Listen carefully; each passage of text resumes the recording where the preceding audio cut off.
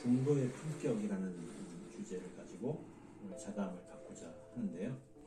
선거가 이제 3개월, 대선이 3개월 남았고, 대선이 오면 사회가 거의 정지되다시피 하잖아요. 뭐 책을 내도 잘 안 팔리고, 영화도 관심이 없고, 사건, 사고가 터져도 선거의 정치공학과 연결되어 있지 않으면 죽어버리고, 그렇게 연관될 수 있는 것은 별거 아닌 것도 크게 나타나고, 이런 일들이 벌어지는 게 늘 있어 왔는데, 올해는 유별나게 이 대선 기간이 좀 길었던 것 같고요.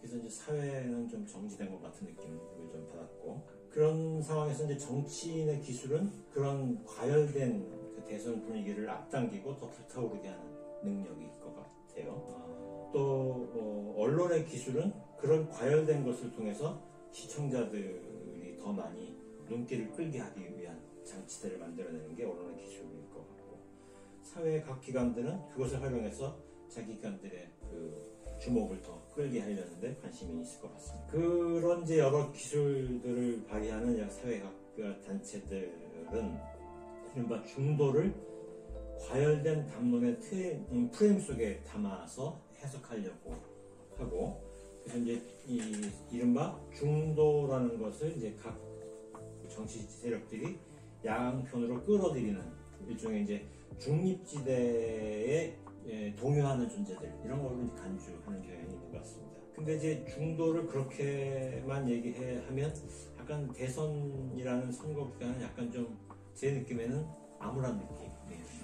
이런 분위기에서 다른 목소리가 나올 수 있는 장을 중도가 안 만들어 놓으면, 그러면 그 각각 정파들은 자기들의 얘기만 할 텐데, 그러면 거기서 숨겨져 있는 얘기는 어떻게 할 것인가, 이런 고민이 들어서 제가 중도의 품격이라는 주제를 가지고 특집에 대한 이야기를 하고자 했고, 그런 것을 잘 얘기하실 분을 모셨습니다.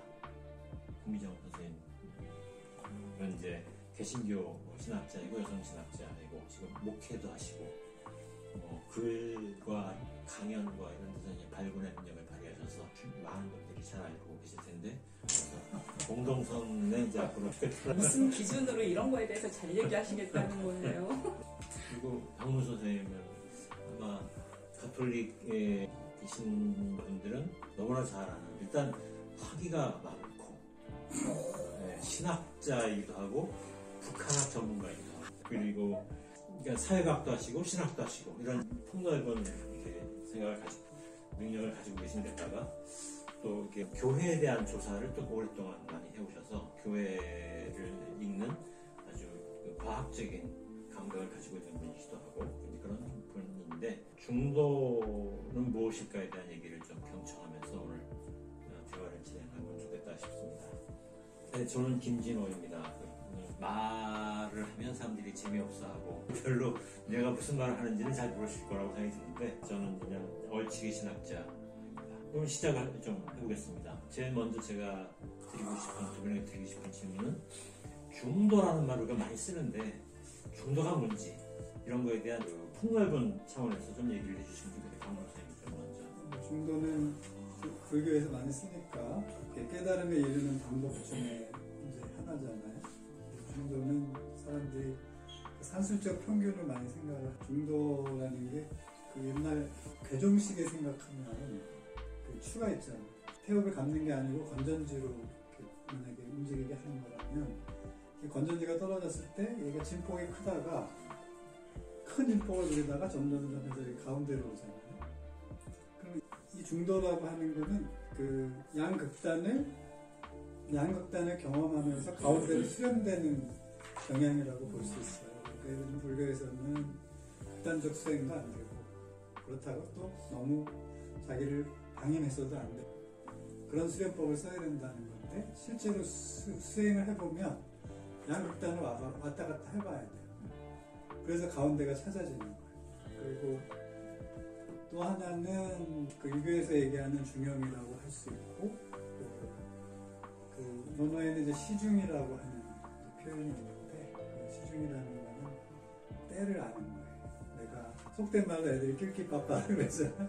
낄때 끼고 빠질 때 빠진다라고 하는 건, 상황을 정확하게 읽고 내가 들어갈 때와 나갈 때를 정확하게 아는 것, 그리고 그에 맞는 적절한 행동을 하는 것을 시중이라고 하고, 그런 상태를 중형이라고 말할 수 있는 거예요. 그런데 보통은 다 이걸 정적으로 이해하는데 굉장히 동적입니다.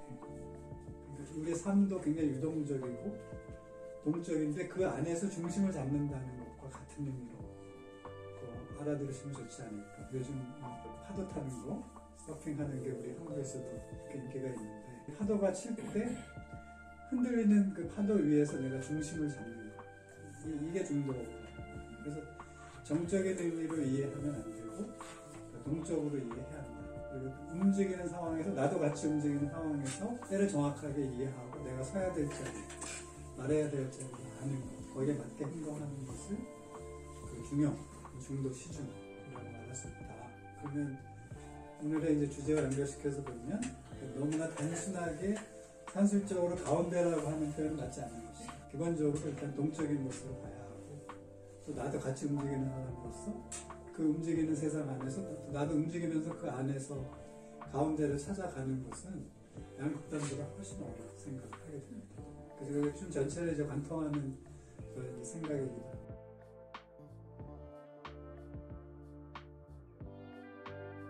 찾아가는 과정이다. 그렇죠. 아무도 그 중심이 뭔지를 모르나 그걸 발견해가기 위한 노력을 중도다 이렇게 보시는 거겠네요. 제가 저희 교회에서 어제 주일에 전도서 3장을 읽었거든요. 네. 그러니까 전도자가 지혜롭게 그 얘기를 해주는 거잖아요. 그 때를 분별하는 실천적 지혜인 거죠. 그래서 저도 사실은 처음에 때는 알렉산더 대왕의 과외 선생이었던, 근데 그 시대도 정복 전쟁의 시대잖아요. 근데 놀랍게도 공교롭게도 동양에서는 중용이 태어난 때가 전국 시대인 거거든요. 그러니까 오징어 게임과 같은 세상 속에서 어떻게 삶의 중심을 잡느냐, 군자, 다스리는 사람의 가장 큰 미덕은 바로 거기에 있다. 이제 이걸 모색한 타이밍인 것 같은데, 그러니까 중도라고 하는 건 사실은 아리스토텔레스는 아까 박문수 선생님께서 말씀하신 대로 그 산술적 비례에 따른 중간으로 이해되지 않기를 바랬어요. 그러니까 때에 맞게 마땅한 행동을 하는 게 그 중도였는데, 우린 자꾸만 그 정치공학으로 이해되거나 섣불리 이해하면 그냥 양극단을 피하고 가운데 이렇게 중간을 대충 잡는 거라고 생각해서 이게 뭐 회색분자, 기회주의자 이렇게도 보이는데, 사실은 중도라고 하는 것은 양극단의 입장이 지닐 수 있는 파괴적이고 폭력적인 것에 휘둘리지 않고 중심을 지키면서 균형을 찾아가는 너무나 창조적인 선택이 아닐까, 그렇게 생각을 해야 중도, 중용 이것이 나온 때와 그것에 대한 그 응답으로서 우리 사회가 지금 들여다봐야 하는 중도의 품격이 아닐까 생각을 합니다. 그래서 자기중심성, 균형성, 융통성, 사유의 다양성, 창조성 이런 것들이 오히려 발견해가는 것이다. 네. 그러세요?